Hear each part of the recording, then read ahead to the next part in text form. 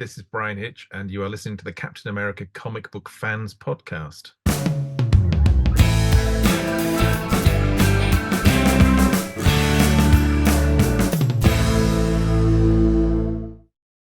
Well, greetings, Cap fans, and welcome to episode 186 of the Captain America Comic Book Fans Podcast. My name's Rick Verbonis, and I am your host of this show. And as always, I am joined by the best gosh darn co-host out there. That is Bob Lucius. Oh, Bob, the British are coming. The British are coming. I certainly hope so, Rick. I think I got this one. I think I have this one. All right, you figured this one out? I think so. Is it because our guest is coming to us live from London? That would be like the easy low-hanging fruit answer, Bob. I mean, that's so obvious, but no, our guest, who is British and he is coming to us from London, has a new book out called The Redcoat, and it starts off in 1775, and it does have a guy running on a horse with a lantern telling people, but he's saying the Redcoats are coming. The Redcoats are coming. So, but who said the British are coming? Do you know? Was it Paul Revere? It was Paul Revere. Yeah. Yeah, nicely done. All right. Yeah, I thought you were going to go with London Calling, the album from The Clash. Yeah, that is. I thought you were going to go there, but you know what? Maybe you should have given me a suggestion. Oh, sorry about that. Yeah, right. When's the next time we're going to have someone from London calling us?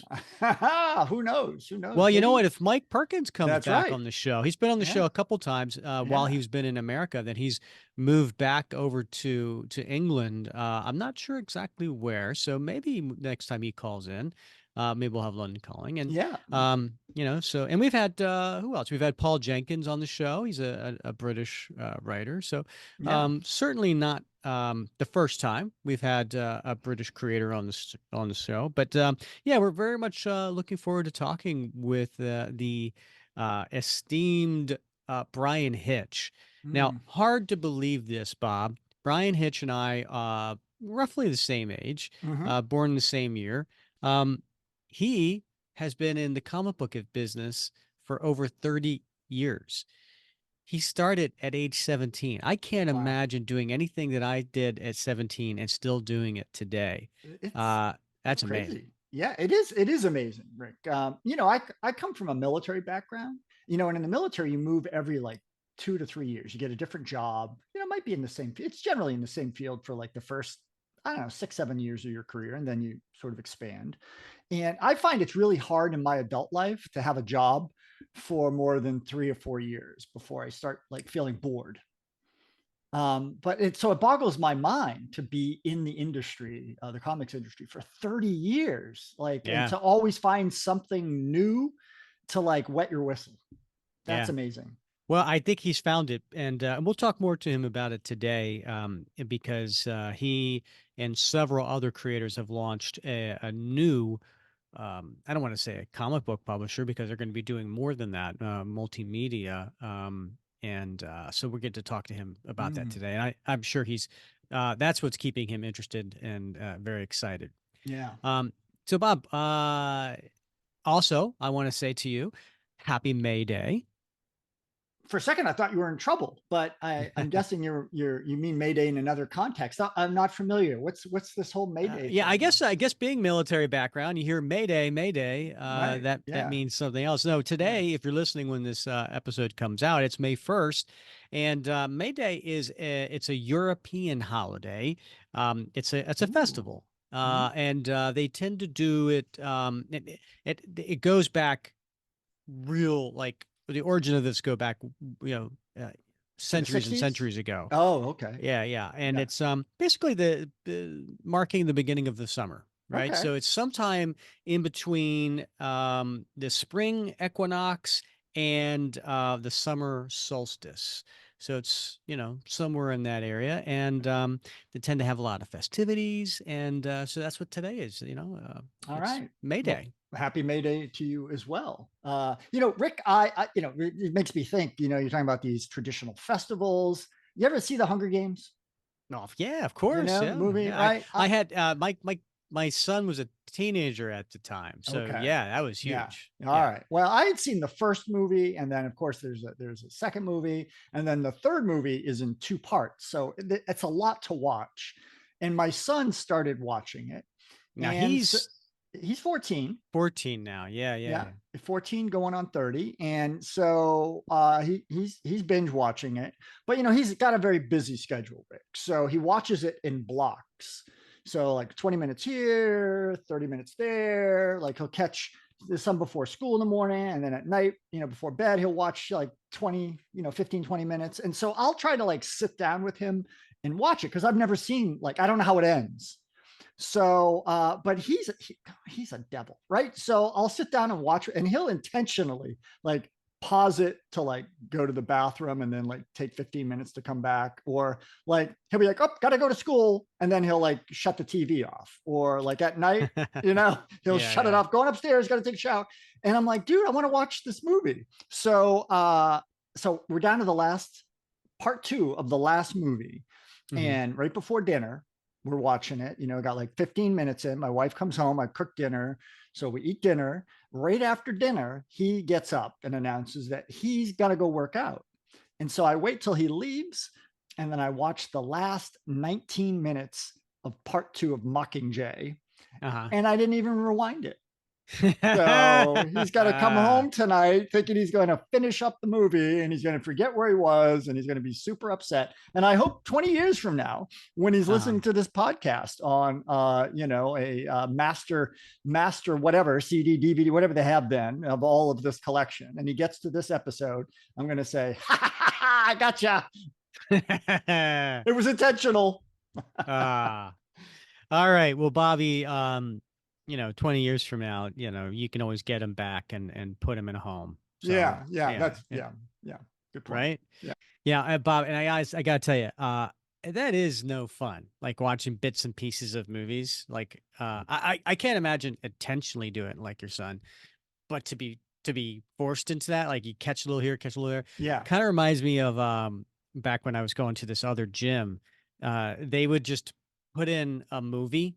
And then you'd get on the elliptical, and you'd go on different channels, and then like, here's, you can watch live TV or you can watch the movie. Yeah. And it's like, they had like the same 6 movies that they just kind of rotated.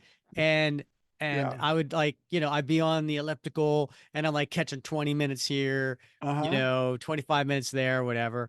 I think that's how I watched the movie We Are the Millers. Okay, yeah. I think like Jennifer Aniston in it or something. Yeah. And Ed, whatever his name is. Yeah, I like that. Yeah. I think that's how I watched that movie, and I don't think I watched it all in the same order. Yeah. That's dangerous. If they put in a movie, like if they were playing like Captain America: The First Avenger, I'd be on that elliptical for like 2 hours, right? And it would kill me. I'd have a heart attack and die of dehydration, right? Have a stroke or something, because I wouldn't be able to like stop watching the movie. So right. All right. So Bob, we're done on the Facebook group with the Cap Madness, right? That's over with. We don't know what happened, because we're recording this a couple weeks ahead of time, right? So I'm on pins and needles trying to figure out, I mean, listen, I'm rooting for Mike Zeck to go all the way. Probably isn't going to happen. He's probably going to lose to Jack Kirby like he did a few years ago, but who knows? We'll see. But we got to start planning something else to look forward to, right? We got a 200th episode coming up in a few months. We got to do something fun for that. Yeah. Huh. I wonder if our listeners would have any suggestions. Well, they already did. Remember, and it's on our bucket list. Maybe it's something to do with that theater. Like, right? Yeah. We get a whole bunch of listeners call in and play different parts. Get a bunch of thespians. Yeah. Yeah. I like it. Yeah. That'd be fun, right? That would be fun. Yeah. Yeah. Although you didn't like my newscaster voice, so I'm a little bit gun shy now. Well, yes, because it was the same voice of everything. Don't make me a newscaster the next one. It might be. Or do. I don't know. Yeah, one or the other. That might be your thing. That might be the thing. Yeah. All right, and just real quick, some birthdays coming up. So this week we got Bill Sienkiewicz has a birthday, May 3rd. It's funny. I spent a good portion of my life calling him Bill Sienkiewicz. Yeah, that's And what I would have called him. Yeah. yeah, then somebody said, no, it's Sienkiewicz. So Yeah. anyway, and you might be wondering, what Bill Sienkiewicz have to do with Captain America? Not a whole lot. Got a great cover. Yes. Yeah. What was it? What was it? Or what if? Yeah. Number I can't recall. 44. 44. Number 44. Yeah, it was a great cover of him Mhm. standing there, and then he's like defrosting, right? Yeah. And has like the decades, right? 40s, 50s, 60s, 70s, 80s, today. Yeah. You know? Today. Yeah. Yeah. You know what else he did? When back in 1990, when they were doing the collection for Adventures of Captain America, by Kevin Maguire, Mhm. and a few other collections, he did a Captain America, and they made a poster of it. And I have this beat up poster, right, of right here. And this. Yeah, I think I have one of those someplace. Right? Yeah. Yeah. Yeah, that's Sienkiewicz. But Yeah. look at that. Look at this, Bob. Oh, look at that. Yeah. Signed. It's signed. That's Nice. yeah, somebody sent that to me. Ken Fries sent that to me, and was really appreciative. Really cool. One of these days when I get more wall space, I'm going to get a frame to put up. Nice. So happy birthday to Bill Sienkiewicz. Also, the next day, May 4th, is Jackson Lansing is celebrating a birthday.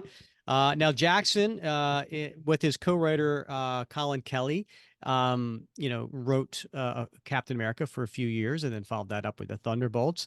And he's been on the show 3 times with Colin. So you want to check those out. He's been on episode 91, talking about the beginning of Sentinel Liberty, 121, talking about the middle of Sentinel Liberty, and then episode 169, talking about the end of Sentinel Liberty, and then also about Thunderbolts. Yeah. So Jackson Landing, happy birthday to you. And then another one, friend of the show, John Beatty. John Beatty celebrates May 6th. All right, another friend of the show. Happy birthday to all of you.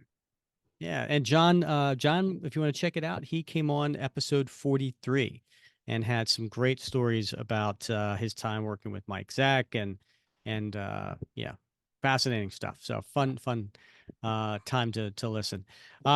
Speaking of fascinating creators and fun time to listen, shall we get to our guest today? Indeed. I mean, he's waiting for us all the way on the other side of the lake. So definitely we should get him in. Our guest today has been a leading creative force in American comic books for over 30 years, having worked on characters such as G.I. Joe, Transformers, Superman, and the X-Men for 12 years. He also co-created The Authority with Warren Ellis. After working on DC Comics' then best-selling Justice League comics, he and Mark Millar together created the groundbreaking Marvel series, The Ultimates, giving us a very different version of Captain America. Cap fans may also know his work on the Ed Brubaker miniseries, Captain America Reborn, which brought Steve Rogers back from the dead. Currently, he's a founding member of Ghost Machine, a first-of-its-kind creator-owned and operated media company, along with many other established creators. He's recently launched Redcoat through Ghost Machine, along with writer and co-creator Jeff Johns. We are very excited to have Bryan Hitch join us today. Bryan, welcome to the show. Well, thanks for having me on. Now, you reside in the south of London. Are you joining us from your studio there? Yes, I am. And you can see it's actually quite a nice day outside. It's a nice rural area. We just a very short hop into London by car or train. So it's the best of all worlds, really. And so that studio that you have there, right? That's where all the magic happens. So is that like, are you pretty much in that room how many hours a day? I dare ask. Usually I get into here about when the kids have gone to school about 8:30. And if all goes well, I'm out of here by about 5:30 or 6 o'clock. So it's fairly regular. sometimes if things overrun or there's a few extra things you have to do, then some hours at weekends, but I try not to work weekends. And although I don't always succeed, I try never to work after dinner either. So ideally, I'd like to get up about 5 and get in here about 5:30, and be done much earlier in the day. Especially now the nights are the days are getting longer, and it's just nicer to get some daylight when the weather improves. Yeah, I hear you on that. And so we obviously want to discuss your new series, Redcoat, as well as discuss your time with Captain America. But before we do, perhaps you could take the listeners through how you got into comics in the first place. Because you and I actually were born in the same year, but I can't imagine having a career like yours dating back to when we were 17. Well, I'd been reading DC comics because that's all we could get. I mean, they were just in this newsagents, which was coincidentally next door to the cinema where I would see things like Superman the movie, and I'd go in and buy the comics afterwards rather than spending my money on the sweets or the drinks in the cinema. And this was in the days in the 1970s when if a film was successful, it could be there for 3 months or 4 months. It wasn't the short kind of play. We haven't seen films run that long since the first Avengers movie, I think. Until then, that movie was in cinemas, 2-3 months, wasn't it? So the whole thing about cinema and comics always was hand in hand for me, even though I kind of discovered Superman and Batman a little earlier. It was that was about the time, about 8 years old, when it just became honestly an obsession. I discovered I could draw and enjoyed drawing, and those things just fired my imaginations, and I could recognize any individual artist just by looking at a single panel of their drawings. And there were the guys I like DC, Garcia Lopez, Don Newton, Jerry Ordway was later. He came sort of in the the earlier 80s, wasn't it? It was with the All Star Squadron. That was about 82, wasn't it? Kurt Swan's Superman is the one influence I suppose nobody really recognizes in my work, but it's there, it's foundational because they were the first comics that really started to fire my imagination. So I just copied from those things, and I was about 10 years old when I just determined that that's what I wanted to do for a living. I wanted to do those because that's all I ever did. I would just draw all the time or create my own stories. So we finished what you guys would call high school, age 16, and I had to be 17 in order to go to the local art college.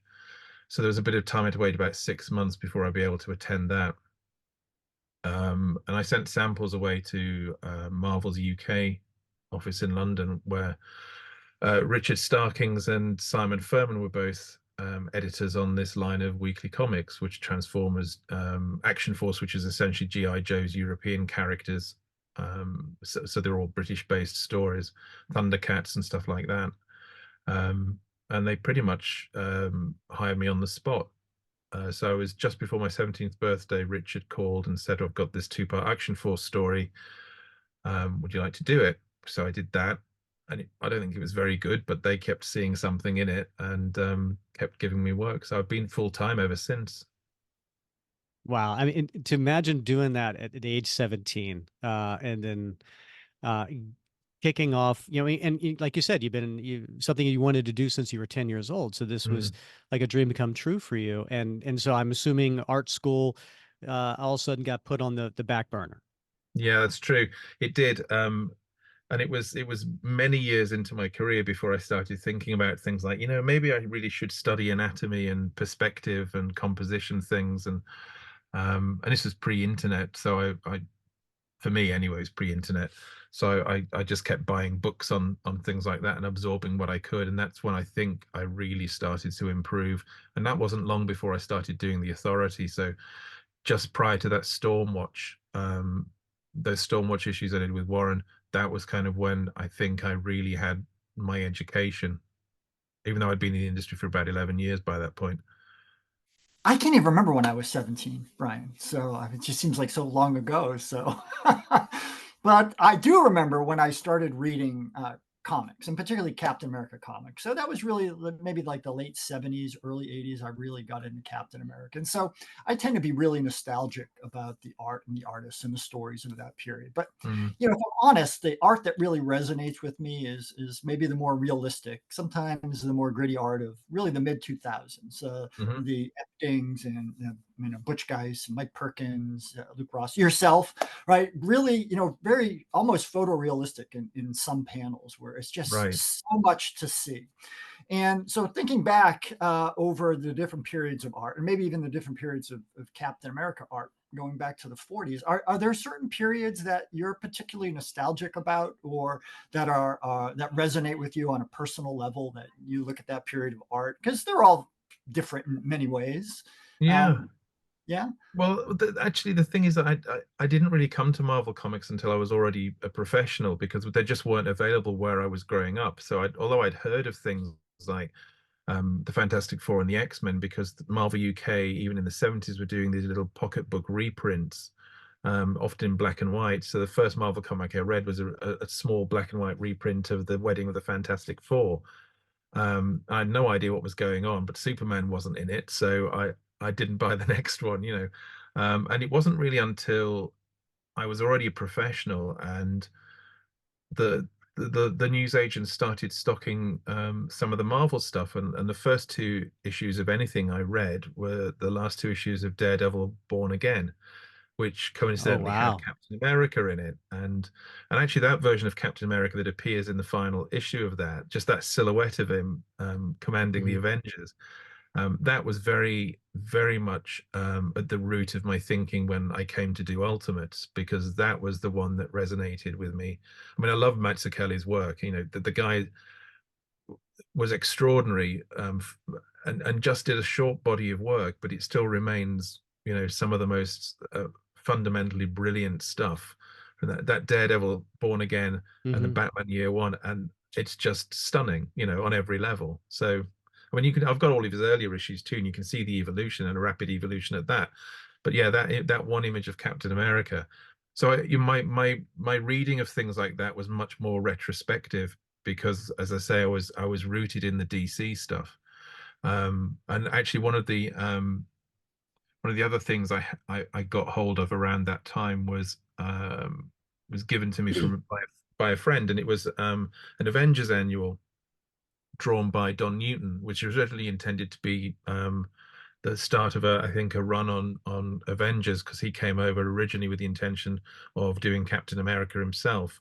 So it's a very Captain America centric Avengers two-parter. The first part, or the first issue chapter, was inked by Jack Awell, the second by Joe Rubenstein. But that's all they ended up ever doing for Marvel before going back under contract at DC. Um, and again, because Don Newton was such a potent influence on me growing up, because like you said about the more realistic stuff. So it was the Garcia Lopez, Jose Luis Garcia Lopez, Don Newton, especially Jerry Ordway. It was that much more realistic stuff that I latched onto. I enjoyed drawing cartoons, but in my mind, I wanted my drawings to look like the films I was watching, and I was as influenced by the way films used space and composition, and of course in films there's always backgrounds as well. So I wanted the environments to be as real, and I was aware that, you know, usually in comics the backgrounds are often things that get left out, and the establishing shots are the small things, and you know, that's not the way I think. I think place is just as important as people when you're telling stories. Yeah, so those two things, the Captain America in Born Again, and that Avengers annual that Don Newton drew, they were both my first real appreciations of Captain America, actually, because they're the first experiences I had with him. Oh, and actually one more. I'd forgotten about this, but it's just popped in my head. I mentioned about Marvel UK doing the reprints, and they also did these larger format 2000 AD size, you know, that magazine size. They were doing weekly prints of those in the early 80s. And one of them was some Captain America stuff, but issue two had a cover bar, which was a really dynamic figure. And I copied it a few times because I really liked it, but it was drawn by Paul Neary, Mm. who of course ended up working with 4 years. And when we did work together, and I told him about this thing, he said, "Oh yeah, I drew that." I was like, fantastic. Have you still got the original? He said, "No, we sold it a long time ago." Because I would have bought it off him in a heartbeat, because it's one of those like little moments where as a kid you look at something and go, I want to be able to do that. That's cool. And you mentioned wanting to do things like film. So let's talk about Ghost Machine, right? Because this is a media company that that you and several colleagues had launched. But how did that come about? Because there's some really talented folks who are part of this, and we have Brad Meltzer and Jason Fabok and Gary Frank and Jeff Johns, Francis Manipal, Peter J. Tomasi, Ivan Rice, just to name a few. How did Ghost Machine come about? Well, the center of all of that is Jeff, really, because Jeff knows all of us, or has worked with all of us. I mean, although some of us know each other, Jeff's really the kind of the spider at the center of that particular web. But I suppose it's been evolving for a couple of years, 2.5 years. When he did Geiger with Gary, and he and Gary have worked together for the best part of 20 years. And he and Jay pretty much discovered Jay at DC with his Justice League stuff, and got Jay on Justice League.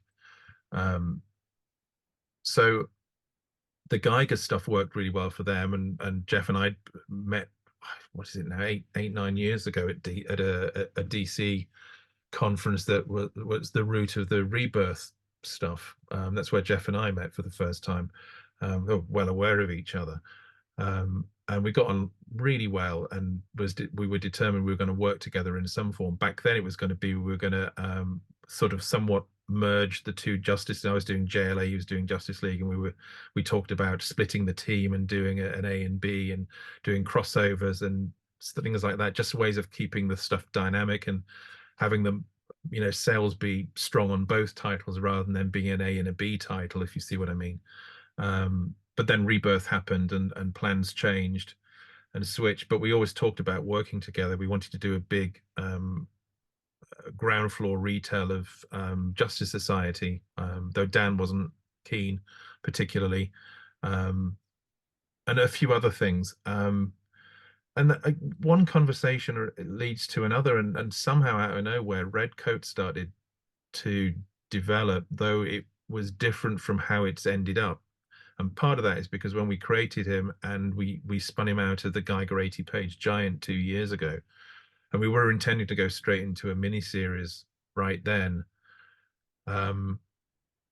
He was busy with Stargirl, the TV show, and other stuff with Gary, obviously, and Three Jokers with Jay, and I had Venom and Ultimate Invasion and Superman Luthor to do. So just time kept getting pushed back before we could really get into the project properly, though we kept talking about it on and off. And about, I don't know, about a year and a bit ago, just over, well, I suppose it was the very beginning of last year, maybe a little before that. Yeah, maybe a year past, 18 months actually. God, time flies. We just started talking about whether there was another way of doing the creator ownership, because I mean, it's difficult for some artists, and it's slightly easier for writers who obviously can write more material than artists can draw on average. So you can have your mainstream titles, and you can have your creator-owned titles, and one can fund the other. But for artists, it's difficult. There are some advances available, but not much, and certainly not for all. But you're still reliant on something being a success and the back end of that, and it's still very much a one-team show in how you market it, and you liaise with retailers, and you get it into people's hands. And it's, as you know, because the way Marvel and DC do business, it's a big undertaking. So it just kind of evolved from that, with a lot of, it starts with Gary and Jeff, and then just gradually balloons out into a lot of different conversations with different people, different business heads. By that I mean people who understand business, and business funding and modeling and all of that, to eventually create what became a company rather than just a way of doing creator ownership, because it became really important to all of us that we remain independent, and don't become, because there were possibilities before of kind of developing this stuff within the framework of another big media company, like Amazon or Legendary and things like that. But we would have become a department within that and not a wholly independent company, and that really wasn't how we felt like we wanted to do business. So it wasn't a quick thing to put together, even when the initial idea started to become that we wanted to do Ghost Machine.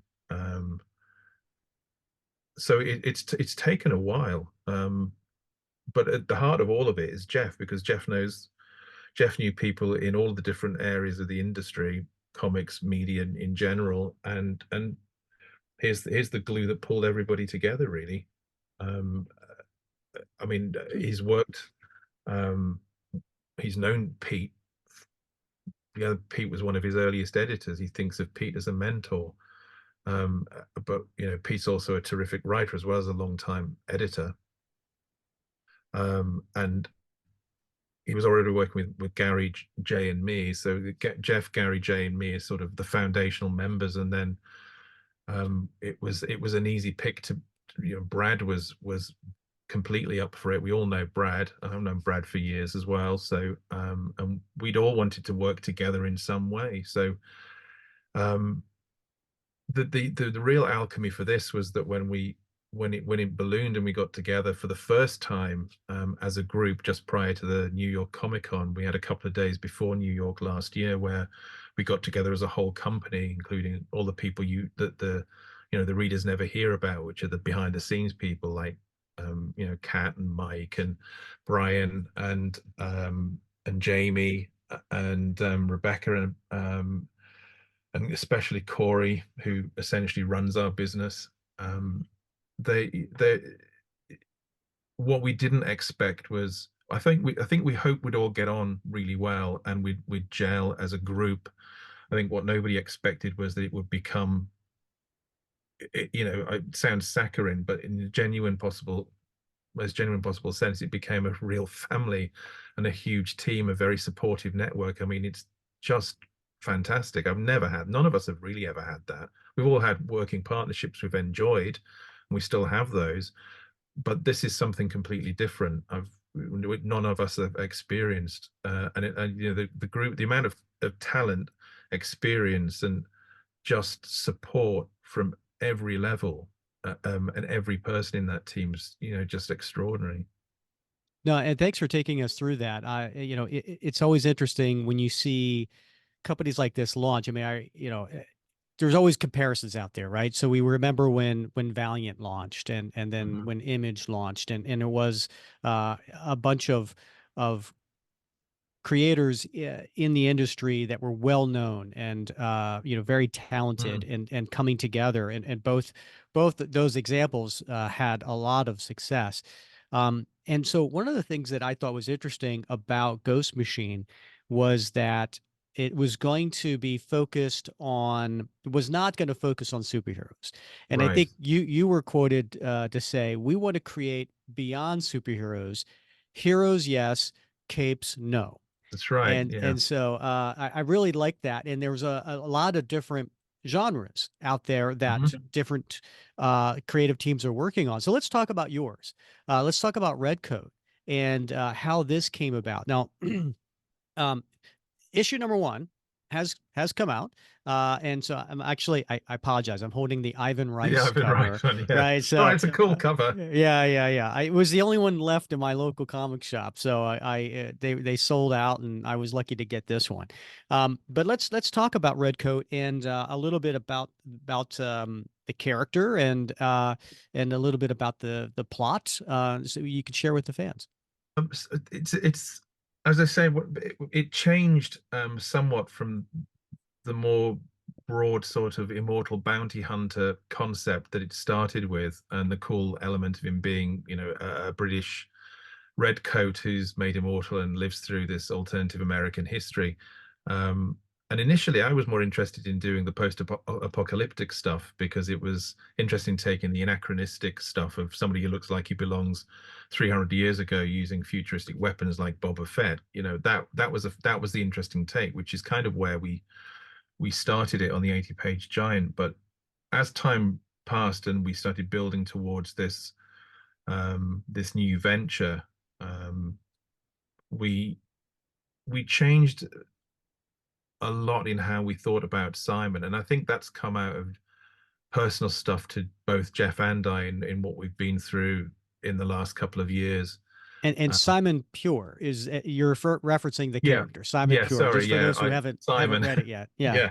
Um, uh, and it began initially with this idea of how long it takes somebody to change and learn from their mistakes. And that began because I actually said to Jeff, I've learned from my mistakes and can repeat them almost exactly. And that line stuck. And because there's this thing in superhero comics, isn't there? You get great powers, therefore must have great responsibility, or you then must fight crime or save the world from evil, and that's really not what most people would do. Um, I'm not a heroic person. I like to think that I, stand in front of a roaring tiger to save my kids, probably because I couldn't run faster than them anyway. But um, that's not this kind of generosity of spirit, that selflessness of a character like Superman, who's, I mean, in many ways, Simon is the opposite of Superman. Superman's, everybody's best friend, and wants to inspire um, and give hope and all of that stuff, and will work his arse off to save anybody, including cats stuck in a tree. Simon would shoot the cat, possibly eat it as well if it was hungry.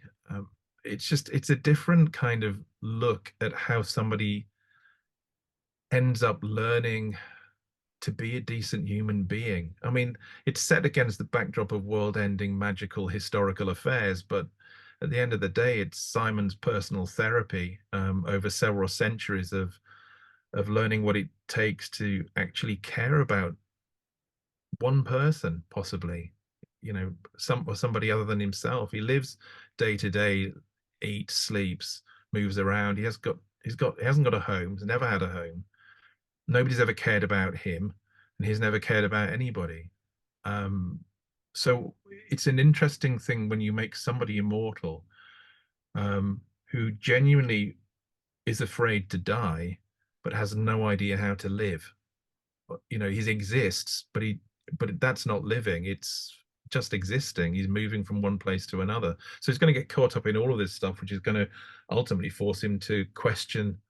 It's not going to be, an upward curve towards heroism, because there's going to be peaks and troughs where, think of Bill Murray in Groundhog Day. He wakes up every morning, he remembers everything, nobody else does, but it starts off being something he doesn't, understand. It's denial. Then it's like, I can do anything with this, and then it's boredom and repetition. Then it's so depressing that he starts to kill himself repeatedly. And it's only at the very end of what could have been for him, I don't know, a century's worth of days. You don't know how long but it's clearly been a very long time, that he begins to realize he's got an opportunity to better himself, both as a person and in learning how to do things, which is kind of, if I was potentially immortal, I'd like to think I'd learn to do things. So yeah, so what I was saying was that Simon is going to learn. I think there's an inevitability to that, one way or another. But it is going to take him centuries, because, as we know, he's still alive in the Geiger period, which is 25 years from our time. And he was made immortal in 1776. So that's a fairly lengthy learning curve. Now, in the first issue, he meets this young kid, and the adventures he goes on, we're going to cut back and forth to his adventures with this kid, because the life, this kid's life, is going to be very impactful on Simon in the long term. And you'll see as the first arc plays out, how that works. But Jeff and I were talking about, initially, I think it was also going to just be a series of mini-series, and then we just got so into how how we can deal with Simon and the stories we can tell about, you know, the human condition set against all of this extraordinary stuff, which, you know, Jeff describes as the Gilded Age meets Pirates of the Caribbean. I think it's really interesting when you put it in the respect of Groundhog Day, right? So it's Groundhog Day meets a jerk British soldier from the Revolutionary War, and it is a fascinating concept. And so and you know Jeff Johns is a brilliant writer, so he's gonna do no wrong on this, but the art is absolutely amazing. Well, thank you. It is it you know I can't think. I mean you know I look back on a lot of the art that you've done over the years. You know I don't see anything that's been better than this. This may be you at the top of your game here. Um, so talk a little bit about your.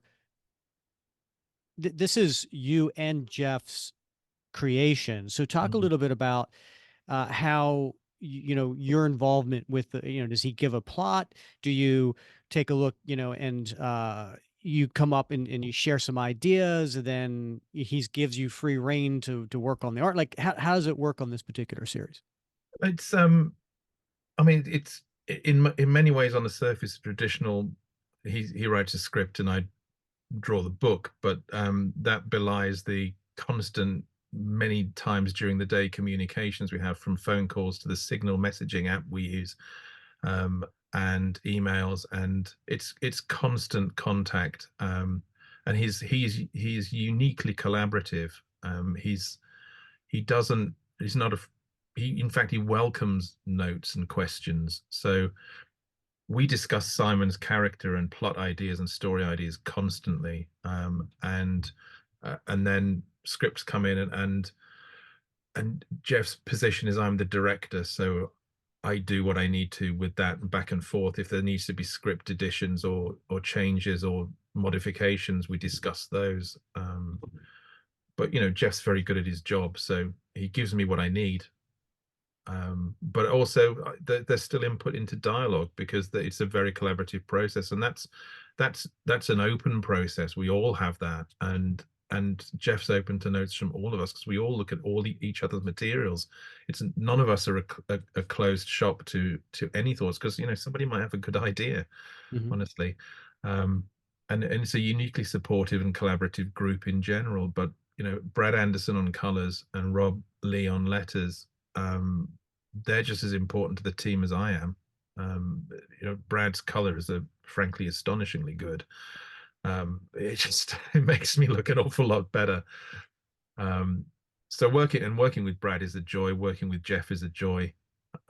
We were talking, that what I was going to say before was that we were talking about Simon's character and realizing that it's probably going to take us 60 to 100 issues to do the story the way we want to do it. This is, you know, Walking Dead length kind of storytelling. Because so we, you know, just literally the month after I started drawing it, I said to him, let's just make it monthly. Let's just do it. I can do a monthly, so let's be there every single month.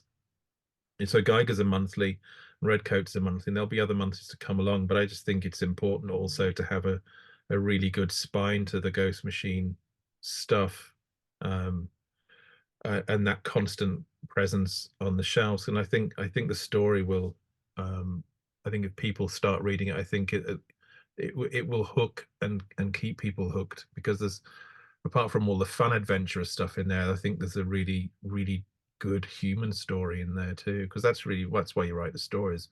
You're not writing about people and what they're going through, you're doing something wrong. Right. Yeah. And so this is going to be a monthly book. I think I read somewhere that the creators that are involved with Ghost Machine, this is it like exclusivity? Like they're strictly working on Ghost Machine? Well, we own the company, so it would seem silly to work for somebody else's, wouldn't it? Mm-hmm. So, yeah, I mean, Ghost Machine is creator owned and creator operated. So the creators are up front, brilliantly supported by, you know, the behind the scenes crew. But it's this is where we want to be. This is the characters we want to work on. Jay's Rook series is a lifelong dream for him, and he can see himself doing that for the rest of his career. I could see, Ghost Machine is, as far as I'm concerned, the rest of my career. It's a company I co-own, and I'm going to get to do books I want to do. Redcoat is going to be the spine of it for me, but there are other things that'll spin out of Redcoat I'll be doing, as well as and some other stuff on the sides too. So I calculated that if I did 16 issues a year, it would take me at least 10 years to do what I've already got planned. Oh, And that's wow. without coming up with anything new. So I'm not going anywhere, and none of the rest of us are. If we are, it'll be into retirement. Okay. Well, we do have a few questions from our patrons that we'd like to Sure. kind of sprinkle in as we go along. And I think this one's pretty appropriate. Mark Domeyer asks, just curious with how specific and detailed your artwork is. What is the average time it takes you to complete a 22-page comic monthly on the shelves? Thanks. Keep up the great work. Yeah, see, that's one of those things with, like, how long's a piece of string? Because each issue might well be 22 pages, but what's on each page can vary project to project. Team books take longer for obvious reasons because you're dealing with more characters per page, especially with the way I like to keep people in shot and move the camera around and the environment. So those books do take longer. But from things like Hawkman, Batman's Grave, and onwards, really, I've been doing anywhere from 12 to 18 issues a year. So you can work that out, into your weeks and your days. On some days I could do anywhere up to 4 pages a day, depending, because on things like Venom, for instance, it was always fairly hectic because stuff came in late script wise. It was a little chaotic on the scheduling front. There were times when it was extra sized and times when things double shipped that I wasn't aware of. Um, I thought I was well ahead at one point, and they said, "Actually, no, you're a month behind." I said, "How can I be? I was literally 2 weeks ahead." And they said, "Oh, we double shipped those 2 issues." You know, Nobody tells me that stuff. And then I was on what became my last issue, which was 16. I'd drawn issue 15, and I was a couple of pages into issue 16, believing I had another 3 weeks to finish issue 16. And they said, "Oh no, we're double shipping those two as well." Oh boy. So I ended up penciling and inking something like 13 pages over a 3-day weekend to finish that one off. So that was a little backbreaking. So for a long time now, it's been as many pages a day as I need to do in order to make sure the books are on time, because I won't be late. Redcoat is slightly different because I think I'm more impassioned about Redcoat. Um, there's a little more research involved. It's not quite as easy to draw horses and carriages as it is to draw a car, for instance. That stuff takes a bit of time. It's getting easier because I'm getting more familiar with it. Things like I don't have to look up reference for clothing quite so much because I'm very familiar with the 1890s we're currently working in. Environments, that kind of thing, they take a little longer because, again, it's not so easy to find go out the door and find the reference you need, or use the thousands of photos I've taken on various trips to New York. So but again, it's getting quicker and getting easier because I'm becoming more familiar with stuff. And then no doubt what'll happen is we'll change time period again, and then I'll have to start all over again. So Redcoat, I'm trying to do on average a page a day.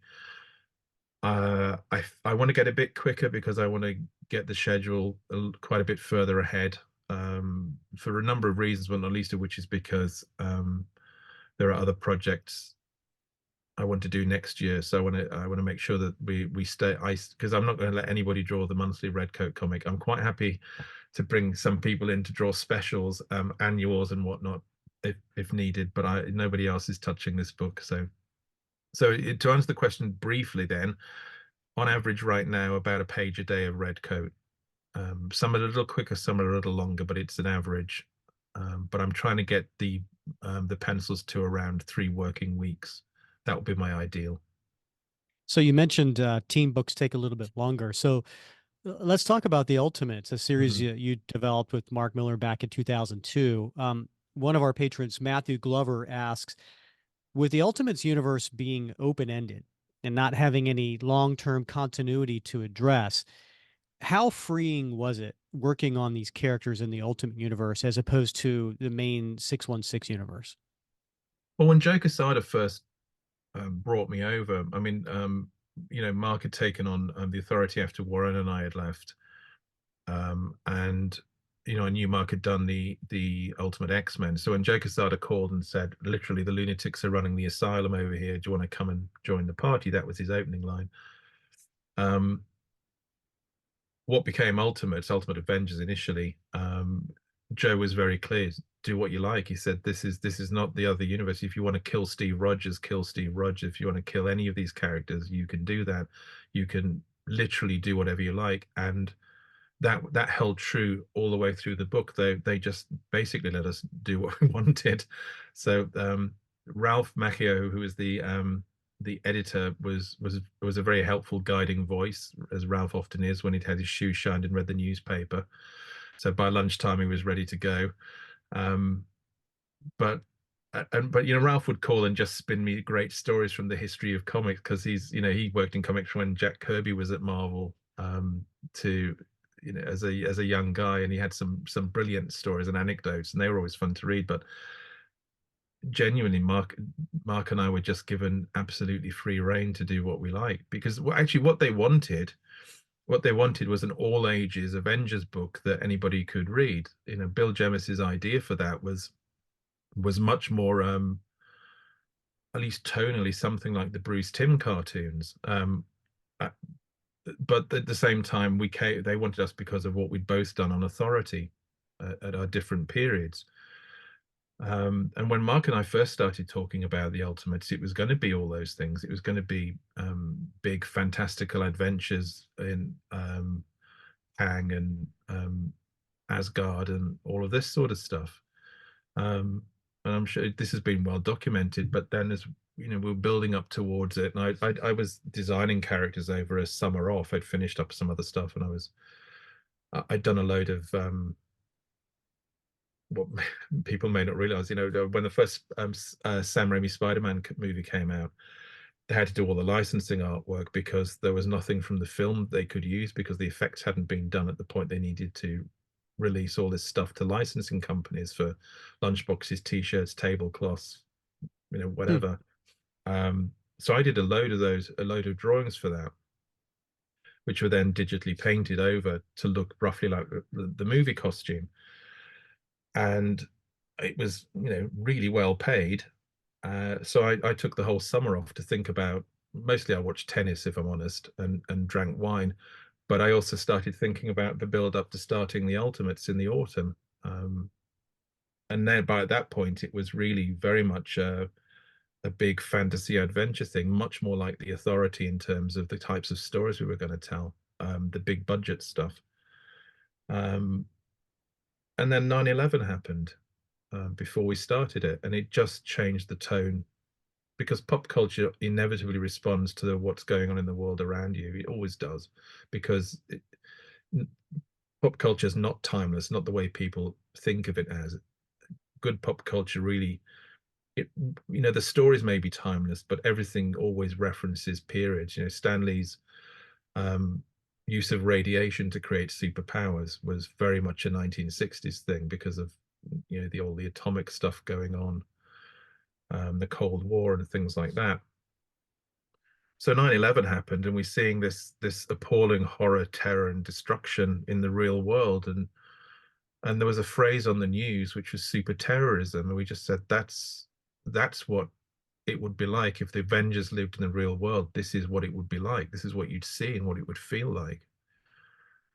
And so it became a lot more grounded in concept, and the way we dealt with the fantastical stuff had always to be from a grounded point of view. And I stopped thinking about superhero costumes and started thinking about, I looked at military wear, and I looked at extreme sporting gear. That was the other thing. And stopped thinking about spandex. I started thinking about practical clothing and stopped thinking about spray painted muscles, which is what superheroes always traditionally were. And then again, about the time 9/11 was happening, I stopped thinking about Captain America as a superhero, and remember that he's a super soldier, and think, what if that's literal? Why don't we make it that, and make Cap a soldier? He's a genuine soldier. Treat him like a soldier. He fought in World War II. At his heart, that's still who he is. He's a soldier. He's not a superhero. He might do heroic things, but he is a soldier. He's fighting for an America he believes in. That gives you a completely different perspective on how to start, making the character operate physically and visually. And I did this sketch I sent to Mark, which was just, I mean, it wasn't what we ended up going with, but it was Steve in a sort of fairly classic Captain America suit, but he was wearing a flak jacket and holding some guns. We ended up going without the guns because we just felt it wasn't quite Steve to use guns, even though he did in some of the early comics. Kirby did. But that change of thinking from 9/11, and again the thing with Nick Fury, Colin Powell was the highest ranking military man in America at the time, and Mark's comment was passing comment was literally, that's who Nick Fury would be. He'd be Colin Powell. And Mark had suggested Morgan Freeman kind of to play him in a movie, and I said, no, it's going to be Sam Jackson. I've just watched Shaft, and I just thought that's Nick Fury. So I did a drawing of Sam Jackson as Nick Fury. It just stuck, and we just ended up going that way. And Mark was like, you've got to use that likeness because he loves comics. And he got a 59 picture deal out of it, so he's done okay. Yeah. Did Samuel Jackson ever thank you for that, by the way? Yes, I've met him a couple of times now. Yeah, and he owns some of the artwork too. There's certain I think story arcs, like Spider-Man One More Day, very controversial, right? You either love it or you hate it. And I got to tell you, for a lot of Cap fans, the Ultimate series sort of falls into that category. So Rick and I, we are active on a Captain America comic book fans Facebook group, and lots of posts every day, lots of Cap fans, but you will rarely see a post about the Ultimate Cap, because he tends to be a very controversial character for a lot of the reasons you just discussed, right? Very different than what we see in the 616 universe. And yet the Ultimate's Cap really informed a lot of what we see in the Marvel Cinematic Universe. And there's a lot of praise for that. Cap fans generally love that. So like that paradox is out there where, like, very uncomfortable with the Ultimate's Cap and even the Ultimate's Avengers. But it stands out on its own as like this series that is has made a mark. Like what do you think of that paradox where it is name recognition for the Ultimates, but yet a lot of fans are uncomfortable with it. And it seems to me that's a good mark to make when you're trying to do something different, that's bold and creative and takes comics in a way that's different than what we're used to. Well, I can definitely see both in comics and obviously say in the film stuff, a line in the sand where there's a before Ultimates and an after Ultimates. But I think what's happened is that I think the reason people don't really discuss, as you say, the Ultimate stuff is because actually what we did in the Ultimates, both in story and visually, has been essentially filtered back through the other media. Yes, the film's the obvious one visually, that they lifted I mean, Ryan Meenerding, who was leading all the design work at Marvel, has been very open about the fact that it was the Ultimates was the go-to thing. The directors all read the Ultimates, the writers all read the Ultimates. It's Kevin's Bible. It was the proof of concept. Kevin told me as much. It was the proof of concept for how to treat the characters in film, which is great. But there was also, you can see at the time, our Captain America, at least in parts, a great deal visually, how I treated him visually, not just in the costuming, but physically, that filtered back into the 616 Cap anyway. So I think there are elements of the Ultimate Cap still out there, but I think what's happened is that the bits people don't like have been gradually filtered out. So what you're left with is, Chris Evans' terrific portrayal, and those movies he did, which I just think were fantastic, and and also he's clearly influenced the mainstream Marvel comics of Captain America since. So that often happens with anything that is influential anyway. So as I say, pop culture's of its time. The Ultimates was of its time. If we did the Ultimates today, it would not be the same as that. If we had to create a book like the Ultimates now, it would not be the same. Mark and I aren't the same. The world isn't the same. It's a different world. That it was it. I mean, we started that what 20 something years ago. So 23 years ago, 22 years ago. So that's almost half my life back. And I say that was a very different world we were living in at the time. But so what always happens with something that's influential, I suppose, is that it bleeds back into the surrounding areas. The wave washes up on the shore, and that's fine. I think the work stands fine. I'm still proud of it visually. I think there's if I had to do a director's cut, it will probably be shorter rather than longer, because I think it's a bit woolly in places. But I'm still pleased by what we achieved on it. And I can see the influences, but I'm not too concerned. And I actually share some of the criticism. I agree with a lot of it. I think it was at times an ugly portrayal of those characters. And yes, you can see the Tony Stark in the films, in our Tony Stark in the Ultimates, quite easily. I think not just physically and visually, but they were not nice people. They were not nice characters, and I think what they've rightly done in the films is try and find the appealing side of those characters, which is something we didn't do. I think we were deliberately moving into a somewhat I don't know, anti-hero is the wrong thing, but it's the punk rock comics, if you want to call it something that's a bit anti-establishment, um, mostly because we weren't given any brief to be establishment. In fact, we were kind of encouraged to go away from, because they had that other stuff. They had the other Avengers books. They had another Captain America book. So why do it the same way anyway? So let's talk about your work with Ed Brubaker on Captain America Reborn. Mm-hmm. One of our patrons, Joshua Van Dyne, asks, how did you feel illustrating one of the most important story in Captain America's history? And Josh has a good point, right? Cap was apparently killed in, Captain America 25, and 3 years have passed in real time. And then Bucky becomes the new Cap. What was it like being involved in a story that was finally bringing back Steve Rogers? And what drew you to the story? Well, I knew when they'd done the Death of Captain America story. I said to Joe Quesada, I said, if you ever do the Captain America Reborn, or whatever you're going to call it, the Return of Captain America, said, if you give it to anybody else, I will murder you. So I'd asked for that, and so Joe, true to his word, came and said, do you want to do the book? So I was delighted to do it, because I actually loved drawing Cap. It was by far my favorite Ultimate character to draw.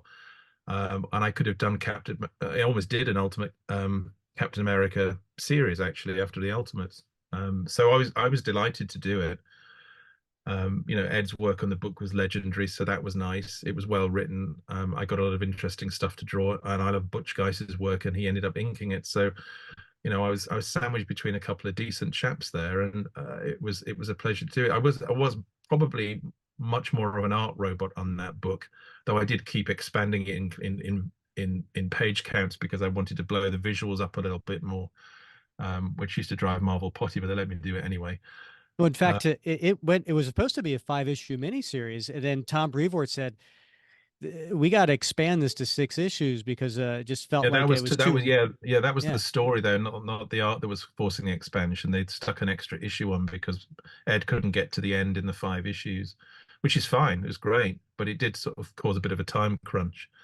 Um, but fortunately, Butch is really quick, and he was able to work from somewhat looser pencils than I would normally work from. They weren't layouts or breakdowns exactly, but I didn't have to worry about putting a line down that had to be inked exactly. So it worked out quite well in that respect. An interesting thing from that though is I'd just drawn literally the first 2 pages, which is the World War II opening, where they do the like Normandy landing.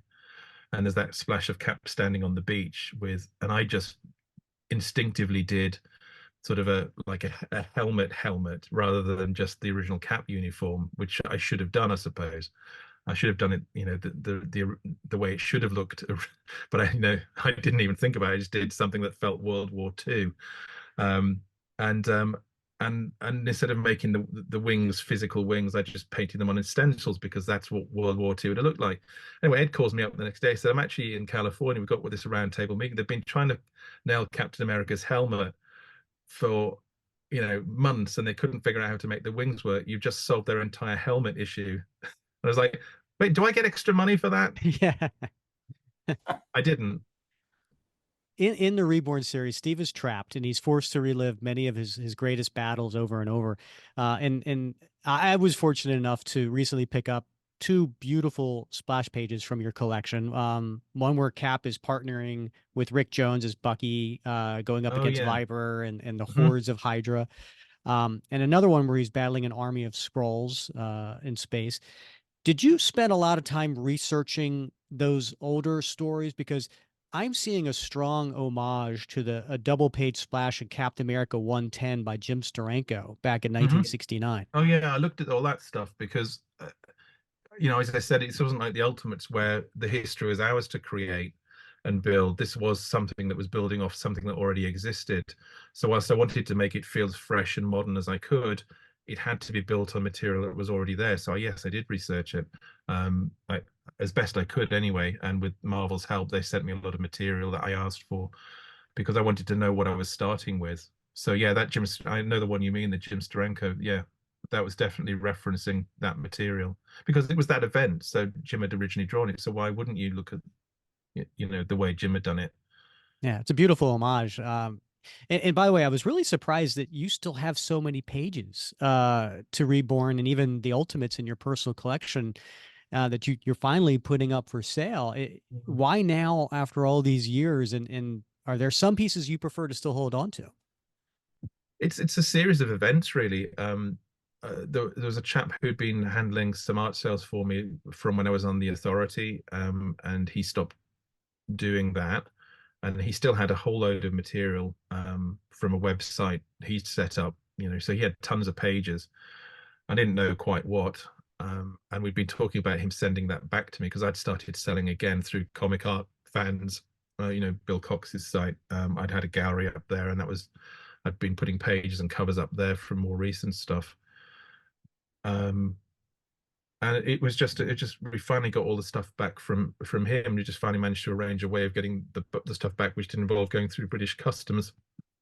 And so I didn't know what was in there. So it was quite a nice surprise to all of us to find there was some Ultimates pages and all that Captain America Reborn stuff. I didn't even know we had all that still. So it was a nice surprise to me as well.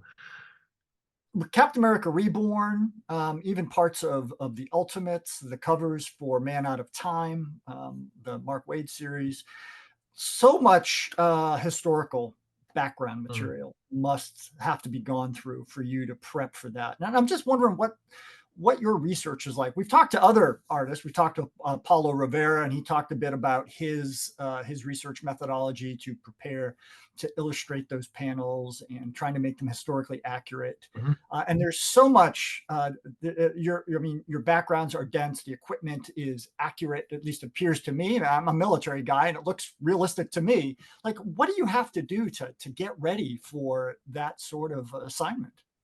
Well, I suppose it's like a distillation of the same process that goes into films. It's what the story is going to be, so you start researching how to build it or where you find the environments. There's sometimes you can't shoot in New York in 1945, so you shoot in Glasgow. So those tricks still work too. So it might look like it's some of that stuff's early New York or Boston, as in Redcoat issue 1, but actually it's not all of it.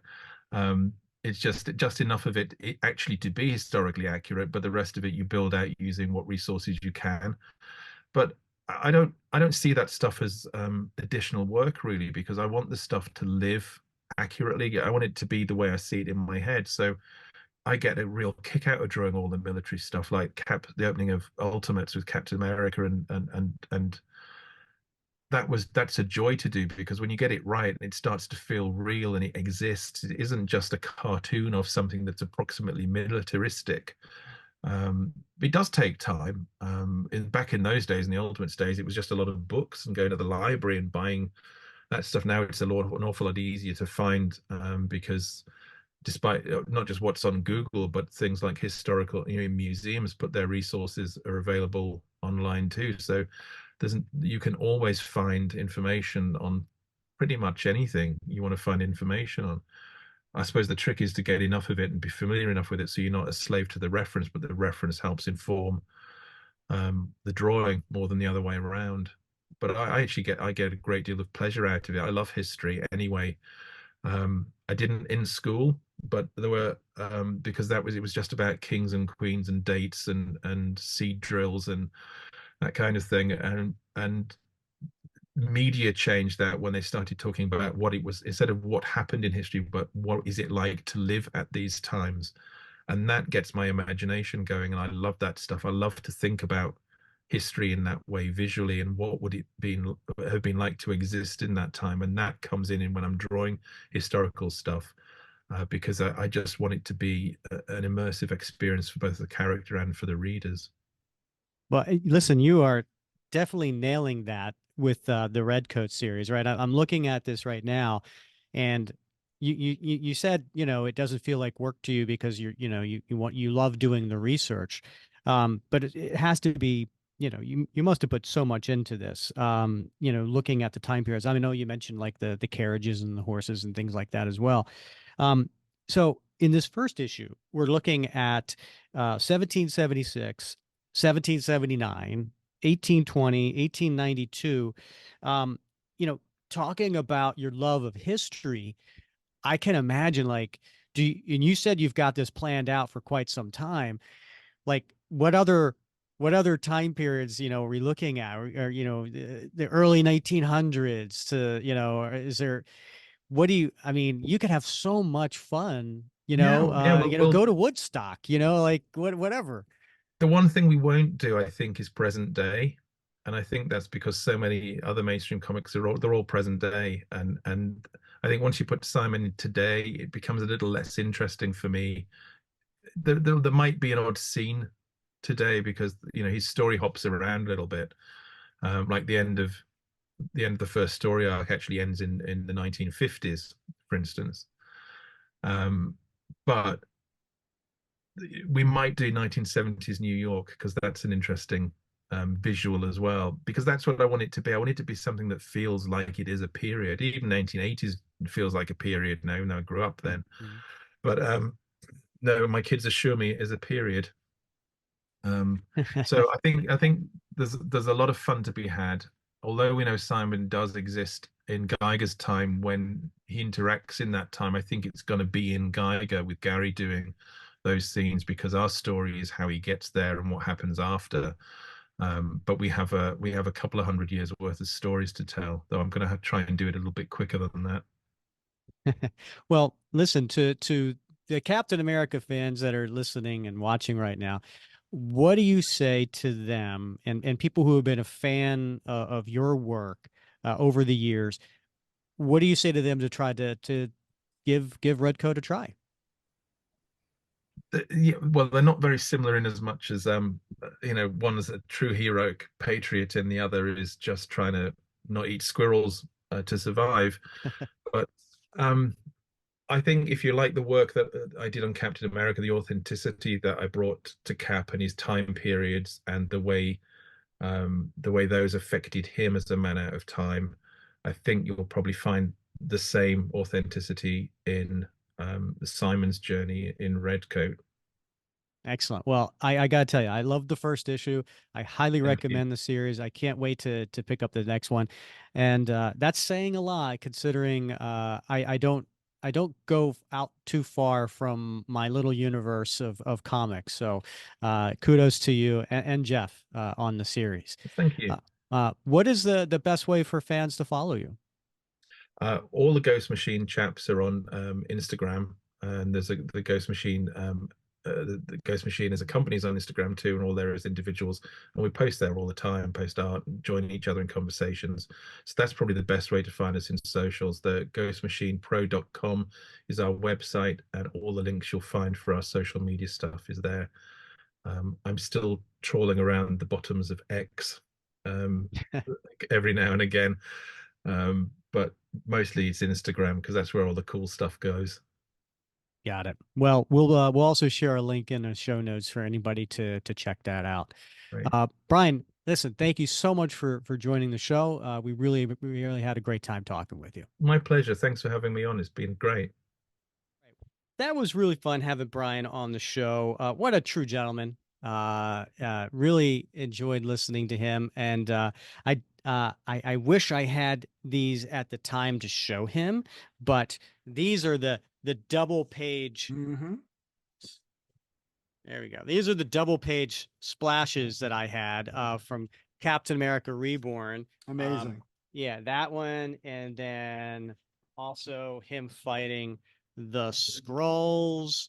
Yeah, beautiful. I mean, just look at the detail on that. Yes, I mean, the detail's amazing. He is so talented. Indeed. And I can't wait for I read Redcoat #1, and I can't wait to pick up the next issue to see where this this ne'er-do-well where it takes him next. Yeah. So looking yeah, forward to that. I wasn't familiar with Redcoat, but having participated in this conversation, I'm really interested because I'm a history guy. I love history. I love historical contexts for comic stories. I think it's a great opportunity to be entertained, but also educated. And the amount of research that he's done to address different time periods really appeals to me. So I'm looking forward to diving into to that series. Absolutely. Yeah, it was a good read. I highly recommend it to anyone to pick it up. All right, Bob, next episode, we're going to get back to our panel by panel review of Streets of Poison, which was the 7-part series that came out in 1990. We have done parts 1 through 4, and now we're going to get into part 5, and it's getting a little crazy. Cap is no longer just showing signs of being on under the influence of drugs. Now he's just bad out crazy. Yeah. And dare I say, it's also getting a little crowded because new characters are being introduced into this particular story arc. So it's getting really interesting. Yeah, it's gonna this upcoming story. This one has Daredevil versus Crossbones. Crossbones versus Kingpin, and Captain America versus Diamondback and Black Widow. Yep. And then somebody shows up at the very end as well. Yeah. So yeah, it's a good story. It's been fun covering this one by Mark Grunwald and Ron Lim. All right. Well, I'm looking forward to it. That's for sure. Excellent. All right, Bob. Well, as always, it's been fun wrapping Cap with you. It has. I can't wait till next week, Rick. All right. He's Bob Lucius. I'm Rick Verbanis.